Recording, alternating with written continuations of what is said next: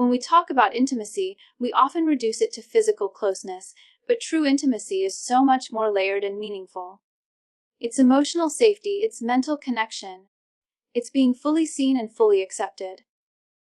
And whether you're just starting your relationship journey or have been with your partner for decades, that desire to feel close, wanted, and understood never really disappears.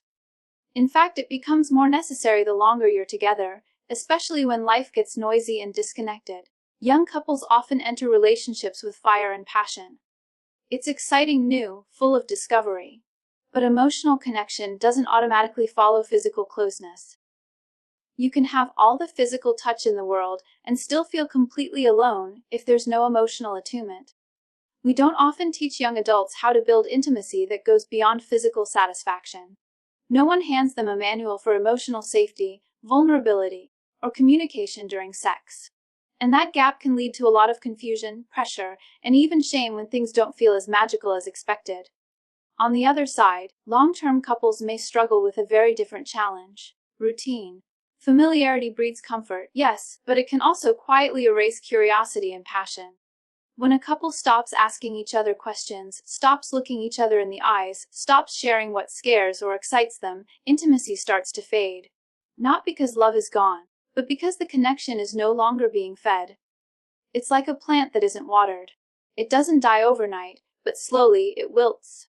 True intimacy isn't about performance or frequency. It's about presence. Are you emotionally present during your most private moments? Do you feel safe expressing what you truly want?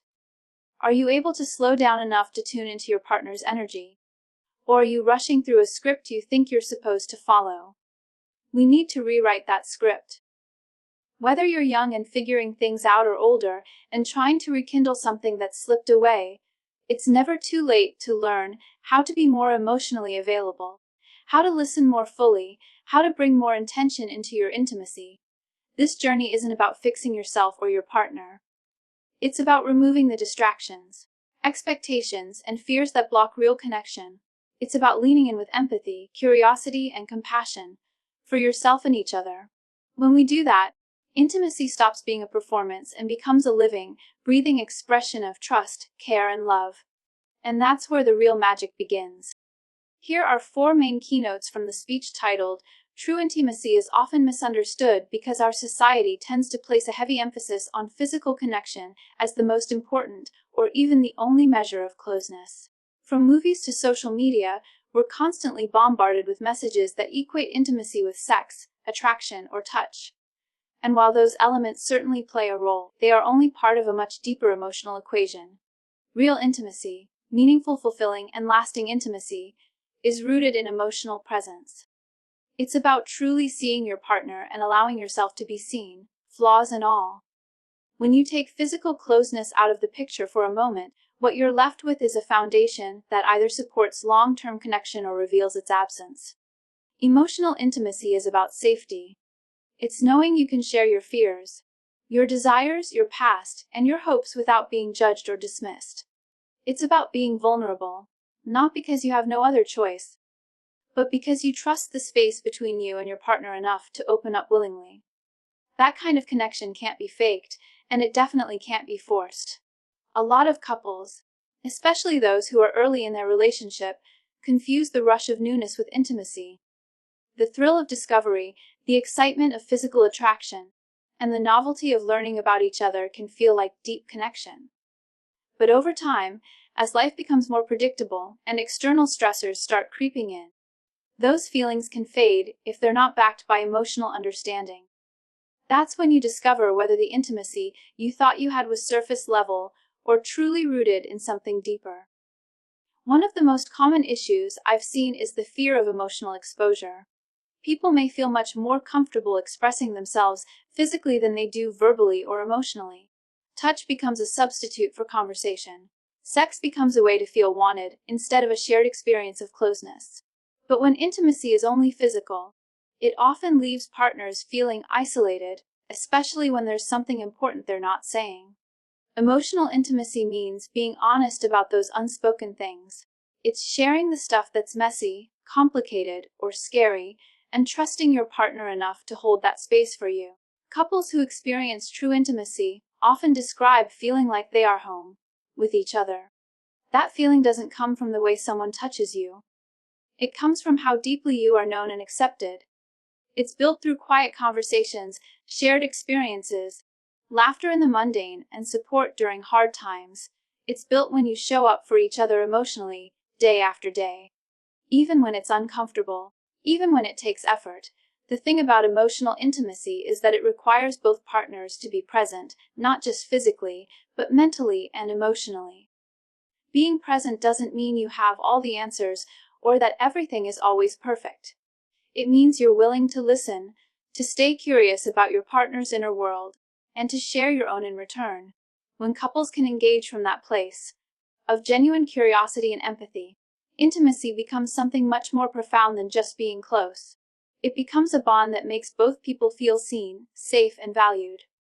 This type of intimacy also allows for the physical aspect of the relationship to become more meaningful. When emotional closeness is strong, physical intimacy feels safer, more relaxed, and more connected. It stops being about performance or obligation, and becomes about mutual joy and emotional expression. That's the real power of building emotional intimacy first. It transforms every other area of the relationship. A fulfilling, intimate relationship isn't just about physical closeness. It's also deeply tied to how well we understand our own needs and how confidently we can express them. Many people enter relationships without ever having reflected on what they truly need to feel connected, safe, and fulfilled. Sometimes, we're taught to focus more on pleasing our partner than on being honest about our own desires, boundaries, and emotional experiences. This is particularly true in cultures or environments where open discussions about sexuality, emotional needs, or personal well-being are considered awkward or inappropriate. The truth is, when people suppress their needs to avoid conflict or embarrassment, it creates distance instead of closeness. Learning to articulate your emotional and physical needs is not selfish. It's essential. It begins with self-awareness. What makes you feel desired? What helps you feel emotionally secure? What kinds of touch or words build trust for you? Many people assume their partner should just know. But the reality is that no one is a mind reader. Even if your partner loves you deeply, they can't meet needs you never express. Waiting for them to guess correctly often leads to disappointment, frustration, or resentment. Being able to speak openly about what you need in the relationship is a sign of emotional maturity. It shows that you value the connection enough to be honest, even when the topic might feel uncomfortable. This applies equally to physical needs and emotional ones. For example, if you're someone who needs more verbal affection or reassurance, saying that directly to your partner helps them love you in a way that actually lands. If you need more time to build trust before feeling comfortable with physical intimacy, expressing that clearly prevents misunderstandings and builds mutual respect. Of course, this kind of openness takes practice. Many people were raised in environments where vulnerability was viewed as weakness or where their emotional needs were minimized. So now, as adults, they may struggle with voicing what they really want because they fear rejection, judgment, or being seen as too much. But in a truly healthy relationship, your needs don't have to be hidden or diluted. When both partners can express what makes them feel secure, turned on, respected, or connected, they're more likely to build a rhythm that's satisfying for both. It's also important to remember that needs can evolve. What felt good or sufficient early in a relationship might shift over time due to stress, parenting, health, or aging. Checking in regularly with yourself and with each other keeps the connection fresh and prevents resentment from building in the background. These conversations don't always have to be intense or dramatic. Sometimes a simple, "Hey, I've been needing more quiet time together lately," or "I feel really connected when you hold my hand," can go a long way. When people start to honor and express their needs without shame, they create an environment where both partners can thrive. It helps eliminate silent assumptions and gives space for real understanding. It's not about demanding more, it's about being honest with yourself and your partner. That kind of emotional clarity invites deeper connection and greater intimacy. In fact, being transparent about your needs can often draw your partner closer. Most people want to please the person they love, but they need a map to do it. When you give that roadmap, lovingly, clearly, and consistently, you build trust. You show your partner that they don't have to guess or walk on eggshells. That safety leads to more openness, which leads to better intimacy, which leads to stronger relationships. It's a powerful cycle that starts with something as simple and as brave as expressing what you need. ChatGPT said mutual vulnerability is the backbone of true intimacy. Many couples mistakenly believe that being in love means always being strong for one another, always having the answers, or never letting your guard down. But in truth, the deepest emotional bonds are built when two people can show each other their fears, insecurities, and emotional truths without fear of being judged or dismissed. Unfortunately, vulnerability is something that many people have been taught to avoid. We're often encouraged to be independent, to appear in control, and to hide the parts of ourselves that might seem too emotional or too needy. As a result, couples may find themselves coexisting rather than truly connecting. When two partners learn to be vulnerable together, they open a door to profound emotional intimacy. It begins with small things, being able to say, "I'm feeling a little disconnected lately," or "I've been scared you might not be happy with me." These moments are not signs of weakness, they are invitations to closeness. They allow your partner to truly see you, not just the polished version, but the real raw you. And when your partner responds with empathy, reassurance, and care, the bond between you strengthens tenfold. This level of openness builds trust faster than any romantic gesture ever could. However, mutual vulnerability requires a safe emotional environment. If past experiences have taught you that vulnerability is met with criticism or neglect, it's understandable that you'd hesitate to open up. That's why both partners must commit to cultivating emotional safety, a space where each person's experiences, feelings, and fears are held with gentleness and respect. This isn't about fixing each other's problems. It's about showing up with empathy. Sometimes, just saying, "I hear you, and I'm here," can make someone feel deeply loved and supported. That presence is often more healing than advice. It's also important to recognize that vulnerability isn't always verbal. Sometimes it's in the moments of silence, when a partner reaches out for a hand without words. It's in the hesitation before sharing a painful memory, or in the courage it takes to admit when you've made a mistake. Vulnerability shows up in the willingness to apologize, to forgive, to say, "I was wrong," or "I need you."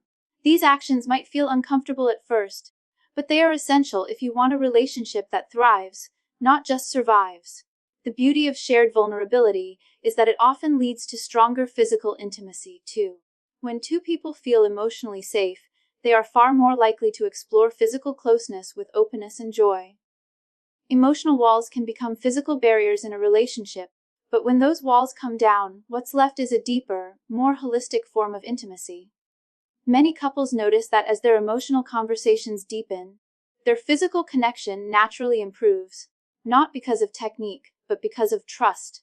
Practicing vulnerability is a choice you make again and again in a relationship. It's not something you do once and then forget. Life will present new challenges, career changes, family dynamics, health scares, personal losses, and each new phase will require renewed emotional openness. It's easy to shut down or retreat during hard times, but that's when vulnerability is needed most. Saying, "I'm scared," or "I don't know how to handle this," and allowing your partner to step in with love creates a strong, enduring partnership. And perhaps the most incredible thing about vulnerability is that it's contagious. When one partner opens up, the other often follows. You begin to build a relationship based not on performance or perfection, but on truth, acceptance, and real connection. That's where the magic happens. That's when love feels safe, deep, and lasting, not just a feeling, but a choice and an experience you both create together. Communication and intimacy is more than just talking. It's about creating an emotional echo, a feeling that you are heard, seen, and understood by your partner at a level that goes beyond words. Too often, couples think they're communicating because they're speaking, but the message isn't landing. Or worse, one person is speaking and the other is just waiting for their turn to respond. Real intimacy demands something much deeper. It asks both partners to slow down, tune in, and really listen, not just to the words, but to the feelings, the tone, the pauses, and sometimes even the silence.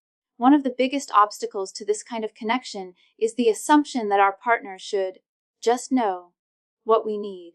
That's a dangerous expectation. Even people who've been together for decades can't read each other's minds. Needs shift, emotions evolve, and situations change. What felt safe and comfortable a year ago might feel vulnerable or difficult now. That's why constant, open communication is essential.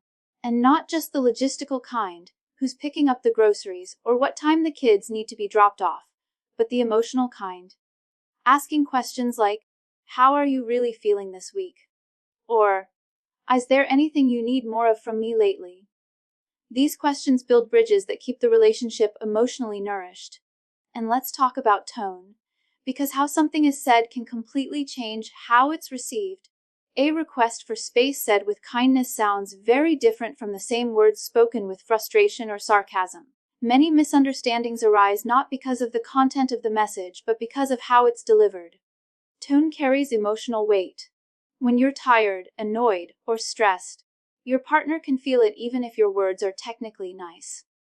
That's why self-awareness is key. Take a moment to check in with yourself before you speak. If you're upset, own your feelings. Say, "I know I sound irritated, and I don't want that to push you away.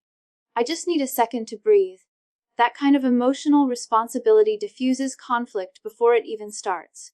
Non-verbal communication is just as important. Physical cues, facial expressions, even how much eye contact you make, all of it sends messages to your partner. A warm glance during a stressful day can be more powerful than 100 words. Holding hands during a disagreement might say, "We're in this together," even while you're working through a tough conversation.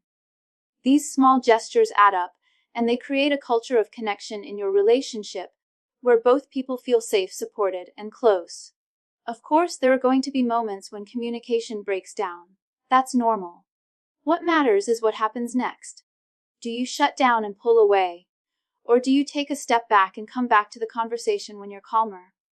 Healthy communication isn't about never disagreeing. It's about knowing how to repair after a rupture.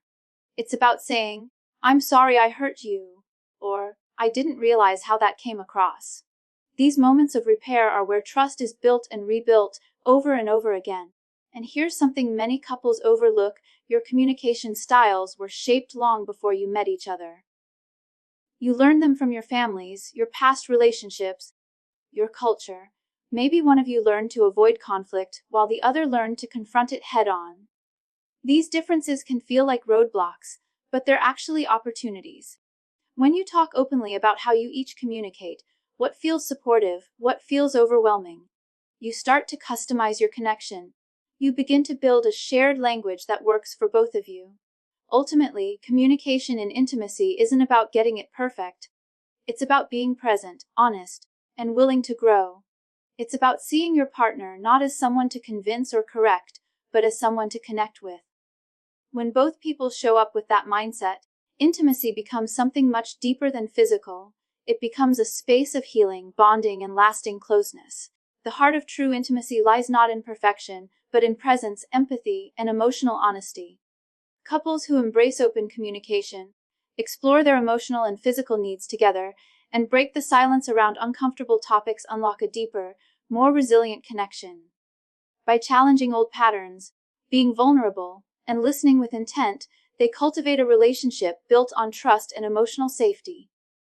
Whether you're a newlate or years into a partnership, it's never too late to grow together, speak your truth, and nurture the kind of closeness that lasts.